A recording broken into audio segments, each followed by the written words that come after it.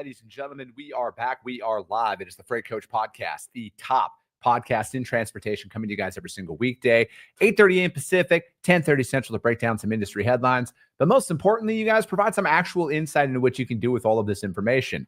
If this is your first time tuning in, welcome. This is the real side of freight, ladies and gentlemen. And I say that before every single show. And what I mean by that is I only speak with transportation professionals, because at the end of the day, you guys, I want to talk to the right individuals who have done what you're looking to do, or who are currently doing what you're trying to achieve, so you can take that information, apply it, utilize it, and see a meaningful difference in your business and your life. Happy Thursday, everybody. I got a very special guest for you guys here today. I'm going to bring her up shortly. Just a little quick reminder, though, your boy does have a newsletter that drops every single Wednesday, and I don't auto sign anybody up for it. So if you want to get in on this newsletter that we're growing out, guys, it's all industry specific stuff. I need you to go to the website, thefreightcoach.com. It will auto prompt you to register for it. I don't want to annoy you with a newsletter by auto signing you up, because I personally despise it when new newsletters get dropped into my inbox. I'm like, what the hell is this? But with that being said, you guys, speaking of what the hell is this, I got my good friend Blythe back on the show today, because she's got a new venture going on out there. Blythe, what is up? Happy Thursday. Oh, thank you for having me. I always enjoy your show, and I was just listening to your episode with Annalise, and I love being able to hear those in the trenches stories, like what you provide. So I'm just happy to be here. Thank you for having me. No, absolutely. And like, I saw that when you had started your new venture here, I'm like, as soon as I reached out to you, because I'm like, shit, it's been a long time since I've seen Blythe. I'm kind of pissed because when I was in Jacksonville last year, I didn't see Jacksonville's finest, aka you, when I was in town. Well, I happened to, I got married that week. So I was literally like on my honeymoon while this was going on 30 minutes away. And I thought, I might be able to push it and just be like, hey, can we just, swing by and maybe, stop by the bar around the Sawgrass area where the conference was being held. Yeah. But that was kind of a no-go. So I was like, all right. It happens. And anytime I see Jacksonville in the news, I have to reach out to you, especially with your guys' new head coach who just botched the Duval chant. And it's hilarious. I love it. The off season is really where we peak. So we tried to just enjoy this time while hope is still alive, because once September, October hits, it could go downhill very fast. Yeah, reality sinks in, and another top 5 draft pick starts to align, and how that one's going to be the savior for you and everything. But we're still here. We're still here. You're the only true Jaguars fan I know, hands down. But without a doubt, you bleed the blue. Teal, actually. Teal. Sorry. No, please correct me. No, there's actually a group. One of the first fan clubs that was first created for the Jaguars was called Bleeding Teal. So not to say I was involved in that. Yes. Yes, you were. You were probably the founding member. You're the reason why that became a thing, aren't you?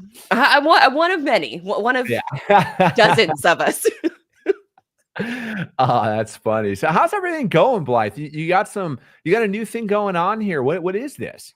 Yes. So back in February, actually at the Manifest conference, I finally was able to launch a business that I've been thinking about for years. Basically an information resource hub called CargoRex. Website is cargorex.io. But being in my position, so I have created content, I've created websites, and I've been in logistics for the better part of the last 15 years. And I've been thinking, there was years on LinkedIn where there was this image that was shared of like all of these different logistics tech companies that were coming about. And I thought, why is this an image of just logos? Why isn't this a website?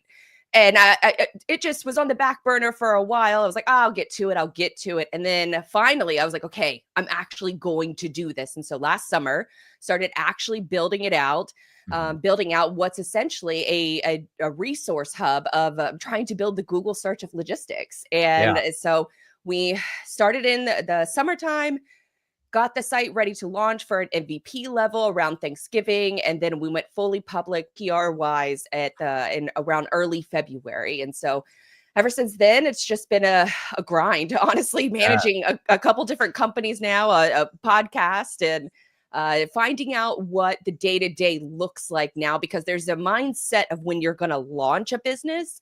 And then there's the mindset of, okay, now what does the day-to-day look like? And that's what I'm currently, sort of swimming upstream right now in.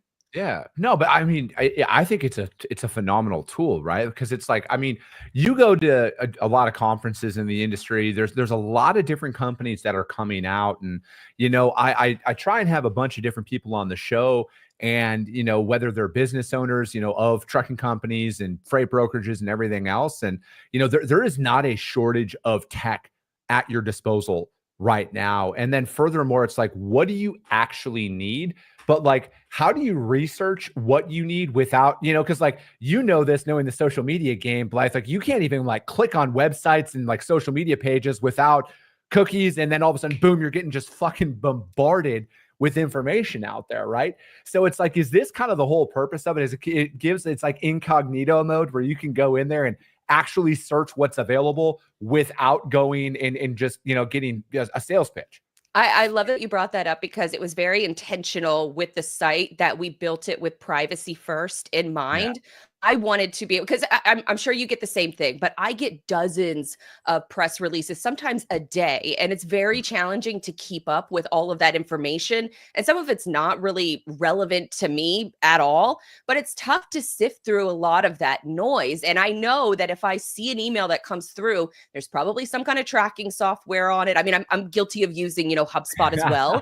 But I found myself in a position of, I don't want to open this email because I don't want them to see that I've opened it, because then I'm going to get the follow-up email of, hey, and just, the continuously following up. And so what happens is that a lot of those emails just get kind of, drowned out in the noise. And so with Cargo Rex, I really wanted to focus on, number one, breaking down the information silos that exist in this industry, but also making it a tool that I would actually use first. Yeah.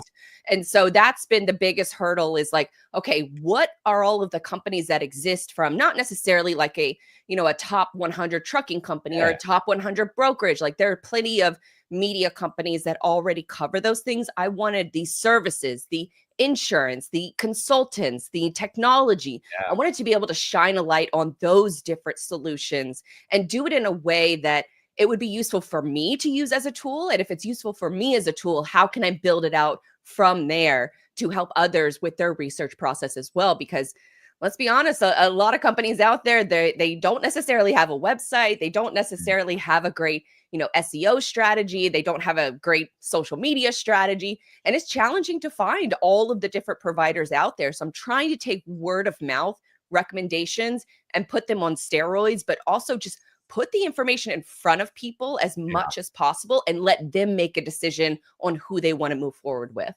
It's like a digital trade show floor is essentially what you created there, right? Because it's like, I was just out there, and I don't do a lot of conferences anymore because like, I'm just not at a place in my business to where like I can just shut shit down for a week. It's really, really challenging. So I'm very selective about the shows that I attend. Like I got to be able to double dip is the way that like there has to be prospects for my brokerage in the area that I can go and see. And then if I'm going to go and do my show and everything there, like I want to do it, but like I'm at an inflection point in my business where it's like, I have to commit to one or the other for the majority of my time. And, like with my show, I just made the decision, like with my show, like it's a pretty dialed in machine at this point, right? Like pre-show production, post-show production, during all of that it's very dialed. Like we're booked out till like the end of May for guests. And we go 5 days a week, right? So it's like, we have a really fucking in-depth thing that goes on. And then Christian, who does all my marketing after the show, like, it's a process where he like sends a promo package over, everything's just done. And it's like, boom, we're on to the next one. So it's like, I was looking at it from a maturity standpoint. And I'm like, all right, I've been doing this for 5 years now. We have our processes and procedures down, but the brokerage is a lot of growth trajectory that's included in that. And you know this, Blythe, because you've started with 0 customers as well. Business just doesn't fall from the tree, right? So it's like you got to really be forging through in a lot of business development, but not everybody has the time or the resources to shut their stuff down for 4 or 5 days, go to a conference to even check it out. And then furthermore, how do you even know what you're fucking looking at? I think that there's an assumption out there that everything about tech. And that's why it's like from my show, like I'm always going to focus on the fundamentals, the basics, right? Because like I'm an idiot for the most part, right? Like when it comes to a lot of stuff, I don't know. But most people are afraid to ask those dumb questions because they don't want to feel ignorant. They don't want to then feel like, oh, am I going to get taken advantage of if I ask that? So I feel like having a digital place like this where people can just go in and, I mean, I'm assuming, and again, correct me if I'm wrong, there's going to be like a TMS section, a load board section, insurance section, and people can go through and see what providers are out there. Yes.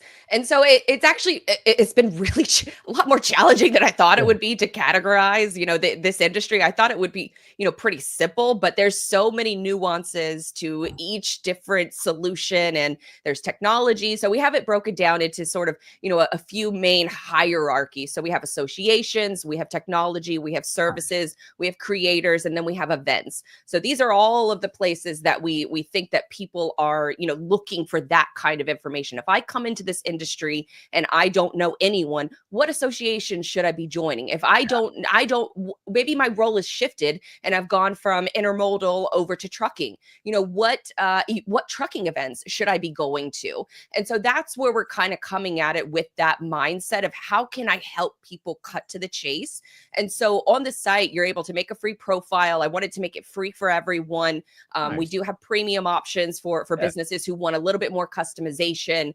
But then from the user standpoint, you're able to make public and private lists. And so then that way you only have access to those different lists unless you want to make it public, like you're publicly supporting such and such events, such and such associations. You can choose to make that public. But for a use case, for example, for me is if I'm going to go to a conference, I can create a list, a private list on my user account, and I can save the companies that I want to interact with and use that as my sort of just cheat sheet for when I go to a conference. There's also, I use it for guests, booking different, technology providers and things like that. Who do I want to target in the future? And so you're able to have those different lists. And so then that way you can organize your own goals, your own strategies, and then choose to make it public if you want to.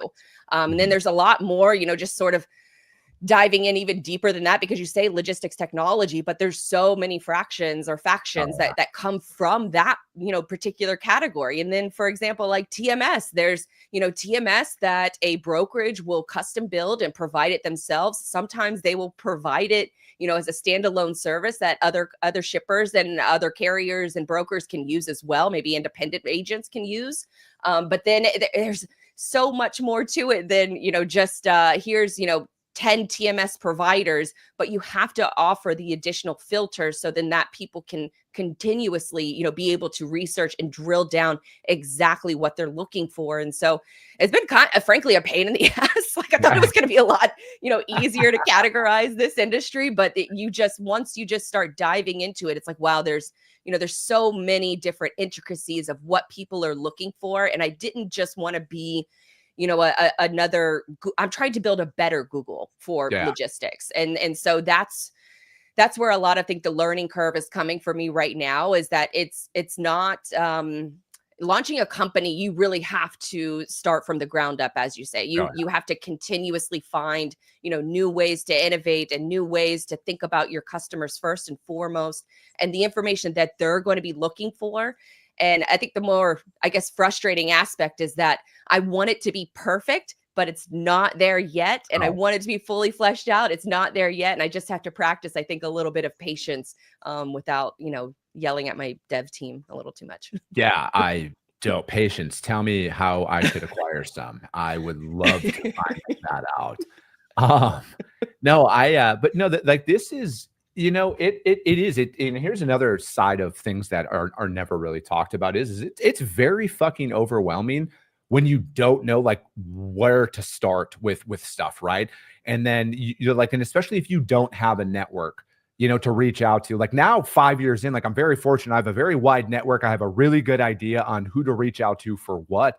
But it wasn't always this way.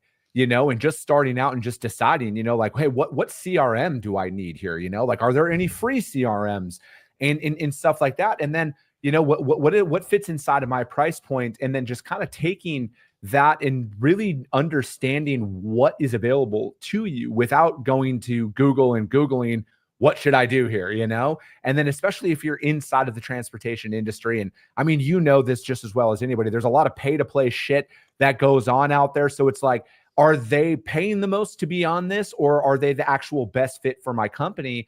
And, and then again, regional meetings, like I'm just like, I'm really amped on this product because obviously like I just eat, breathe, and sleep transportation at the end of the day. And it's like, are there regional meetups that I can go to and spend a day where I could justify going for a day to go in and meet and network with other transportation professionals and everything else? Or, maybe I'm taking on a new role at a larger, more established organization and we want to invest heavily in marketing and sales. What events are out there? You can go to the TMSA and stuff like that. So it's like having that, but most importantly, having it be a trusted resource of information that isn't like, you got to sign up, you got to pay, you got to do all this shit just to get it. And that it's just kind of like a hands-off approach. And you can take your time and actually decide it and with a fear of just getting bombarded with fucking DMs and emails at that point. Yeah, I'm glad you brought this up because one of the categories I was really passionate about was exactly what you're talking about. Are those regional meetings, those regional associations that can be really powerful? And I think for a lot of associations, they've been around for so long that some of them haven't quite adapted to, having a website or even having their networking events on a calendar that's able to be shared. I just registered for an event recently that they didn't have the ability to buy the tickets on their site, and they were using an image instead of the text from the image, and all of those things won't make you indexable in the search engines in Google and Bing and anybody else who use, I guess, the 5 people that maybe use Yahoo search, but any of those things, that image is not going to be discoverable in the way that you want it to be. And so associations was something that I had started very early on Cargo Rex. And then I just did a post about a week and a half ago. I said, what associations do you belong to that you feel impacted by? And drop their name in the comments because I want to know about them. I want to get them added to Cargo Rex. And then I also want to know about your personal experience at those associations, working with those associations, and being able to compile that information so it's not so. I think reviews on Facebook, Google can be very much gamified. I wanted to use real testimonials from people and treat these association listing pages. TMSA is a great example. TMSA was actually one of the first ones, first associations to sign up for Cargo Rex. So shout out to Jen over there. But being able to have all of those resources in one place, so then that way, if I heard recently from a gentleman who has a bunch of European-based shippers and clients and transportation representatives. And when they come to the US, they want to know like what events they should go to, what associations they should be a part of. And they right now are just flying blind and they're just going off of word of mouth recommendations. And so we were able to compile all of those associations together. I'm working on a piece to compile all of the testimonials that people gave about those associations. So then that way there is that one-stop shop, hopefully, with serving the goal as to help people cut to the chase and be able to find the most value as quickly as possible. I love it. What I got to ask, Blythe, what's your content strategy for this? How are we going to roll this out to get this out there in front of people? Well, I think it's a lot slower than I would like. And going back to the patience thing, because I was asking myself, like, oh, is this something that I could just go to ChatGPT and ask it to, hey, create a list of like 10 associations that I should know about in logistics, or tell me a list of all of the associations that exist in logistics. And you will get very like mixed results. Some of them are global, they're not necessarily regional. And so it's really going to be that, that 5 categories that I talked about earlier. I'm literally going to go one by one to ask my network and the surrounding network of, what are you recommending? What are you seeing? What do you like to see? And then using that direct feedback and adding it to the site. So then that way we have more emails rolling out that we'll be able to tell you, hey, these are the latest tools that have been added to the TMS category over on Cargo Rex. Check them out. We also we're working on different algorithms that will place higher in our search rankings because we're building a search algorithm inside of the site as well. So that way the listings that are verified, it's one thing to add a company to the site, but it's another thing to have somebody within the company actively managing it. So we've rolled out verified profiles. So then that way anybody who is managing directly that profile is able to update it regularly. We also ping any of the company owners every 4 to 6 months to tell them to update their profiles. So then that way they show up higher in the search rankings. So we want verified profiles, we want completed profiles, and we want them updated regularly. And that way we prioritize them higher in our search rankings.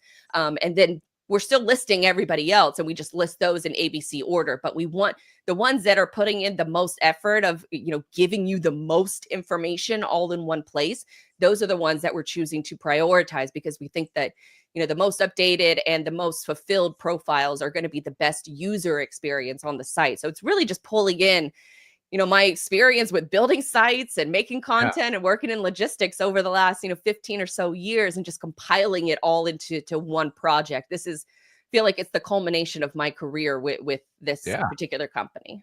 No, this is fantastic. So, and then is this going to be something where it's going to, like, I don't know, it could turn into, I don't want to call it a job board, but like, is there going to be like, hey, transportation job roles, by driver, warehouse? Like, do you see it eventually building out into that? Or is that like a feature already where it's like, if a company's on there and they're hiring, they can just, there'll be like a verified hiring check mark and stuff like that?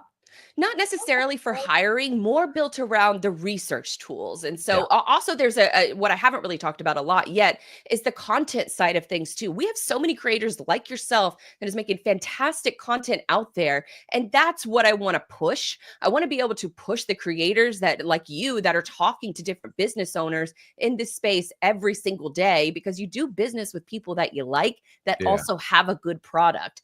And so I thought it was really important to really prioritize the creator side of things, getting their content discoverable, and then putting it on the recommendations of, if you're looking for a TMS provider or you're looking for an insurance provider, what are the episodes that have already covered these questions pretty in depth and maybe have something that you haven't really thought about that process yet.